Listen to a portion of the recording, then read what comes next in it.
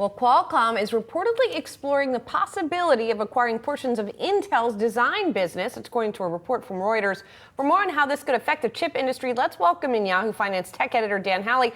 And Dan, obviously there are kind of two sides to this. There is the ongoing story of Intel's struggles and what it's going to do about it. And then there's sort of the Qualcomm side of it and what it stands to gain. So talk to us about how you're thinking about this story. Yeah, just to level set, nothing's confirmed here. Nothing out of Intel, nothing out of Qualcomm.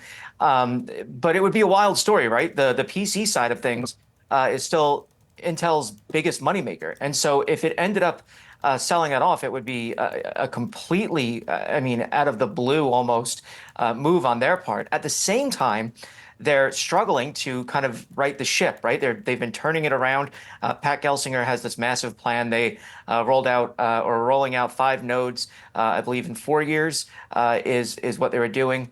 They have the foundry division that they kind of separated off and now is its own reporting area for their earnings.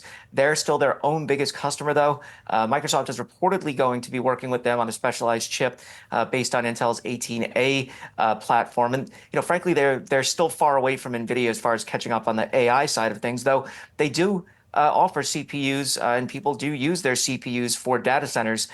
So that's the Intel side of things. On the Qualcomm side of things, they've been creeping into the PC space for quite a bit. They haven't done so successfully, seemingly, until now with their new Snapdragon Elite line of chips. And so those essentially can run Windows PCs, laptops really, and provide the kind of power and performance that you might expect out of Apple and its M line of chips. So that's really kind of where they stand now. And if they move deeper into the PC business, you can only imagine what it would mean for them and their expansion. They're primarily known for building chips inside of smartphones, but smartphone sales aren't what they once were as far as upward trajectory goes.